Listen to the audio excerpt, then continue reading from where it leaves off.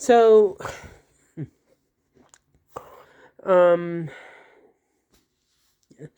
video title is called End of an Era. So, about a month ago now, I was riding home from work, average day, and I saw a really cryptic message from a friend of mine, ex-friend of mine. His name's Cory. You probably know him. He's the father of my ex-godchildren. Dear friend, have known each other for like 16, 17 years. Message was, hey, I have a lot of anger and resentment towards you. I don't want to have this relationship with you anymore. I'm out. Please don't reach out to us. I'm finished. I don't want anything. I don't want you in our lives. I'm not going to explain why, because in my experience, if you can't make people understand when they do something that they shouldn't, they have to come to the conclusion of the wrongdoing themselves. Peace. Well, goodbye, whatever. So first I thought it was like where they copy you on the social media clone. And so I messaged him on Facebook and was like, hey, did you text me? And then as I kind of sat down with it and thought about it, I thought, but this is from a text cell, so I don't think it's a clone. So then I thought maybe he was talking to his dad, because I knew he was having some anger issues around his father. His father had recently come back into his life. There had always been tension between him and his father. And his father was suddenly coming back in his life, and there was a thought of maybe the dad was using Cory to get his ice fishing kid, which sounds petty, but like with this dynamic, it's not unrealistic. So maybe he meant me or meant him. So I messaged him on his text, and I'm like, hey, what the fuck? I don't understand this. Explain. Give him a day, because we all know, like, Cory was never a big tech person. Messaged his wife, Steph. Steph got back a day and a half later. They were up north, they were out of reception, and she just said, this is between you and him. He's very angry at you. He says he's talked to you about what but he says what he likes and doesn't like, but he feels like you don't listen to him, and so just give him time. And I'm like, In between this, I sent him a physical letter saying, hey, my last ditch attempt, I don't understand. Like, what are you angry about? Like, help me understand this. And in text and conversations, I said, like, okay, so there's like maybe 3-4 things I can think of that he's pissed off at. I tagged him in a social media post for a contest for meat for barbecuing, which in all honesty, if I was to win meat for barbecuing, I'd have it at his house, or I would have had it at his house, because he had the barbecue, and I would have enjoyed that. So I felt like I felt like that was appropriate. I was going to go up north, but I canceled because there was the potential of me being on strike, and so I didn't want to like spend that money. I thought that might not be wise if I was going to be on strike, so I thought, okay, I'm not doing that, so I canceled.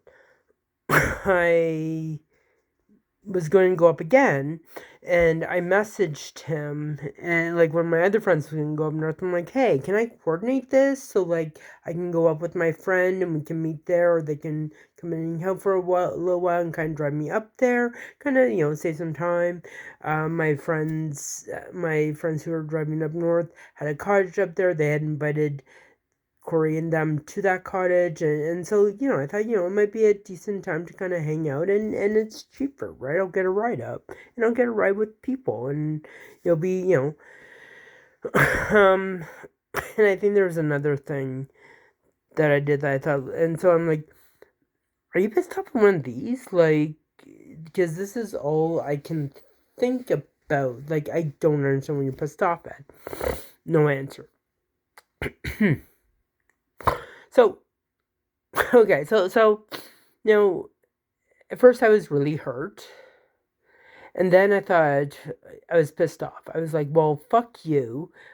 Then I don't want your fucking friendship, but they're still my god kids. I'm still gonna give them gifts and all that shit. So fuck you, but I'm gonna be connected with my god kids. This is the thing. If I message the god kids, I'm afraid that's gonna cause drama and trauma for them. It then becomes, well, why can't Uncle Ryan come up? Why can't Uncle Ryan come up? Why can't we visit him? Why can't he visit us? Why doesn't he love us anymore? I obviously don't want to go to his house if he doesn't want me, because that's awkward as fuck. I'm not going to take a trip up there and be like, hey, yeah, okay, well, I'll just stay for a night and then to run again. That doesn't make sense. And if he doesn't want me up there, he doesn't want me up there. And I don't want awkwardness. And so I thought maybe it's better for the kids to just forget about me, right? Maybe this is what it has to be. So then comes the question of, well, what if Cory decides he wants to be friends again? What if he decides that he's willing to try again? I don't think I'm willing to try. I don't think I'm willing to extend that. Because here's the thing. I'm not a perfect person. I have my quirks and qualms and issues and I have my shit. Totally 100%. Part of being a friend means being able to know your friends' quirks, know your friends' problems, know your friends' things, and adjust to them and figure out how to live with them and how to get beyond them and how to and how to be around them, right? Certainly people need to grow and certainly people need to change and certainly that's okay. But being friends means also allowing people to be who they are and accepting them for who they are. I have always felt like I've had to walk on eggshells around that man. He was angry at me because I wasn't communicative enough over text. I started communicating with him every day on text, and he was angry at me because the communication over text was surface level and bullshit. I'm not a ice breaking, chit chatty, let's talk about the weather and the blue jays and the sky and the grass and let's just talk about random stuff person. I talk about shit that has relevance. I talk about shit that is meaningful. And I'm okay with silence. I always have been. That's just who I am.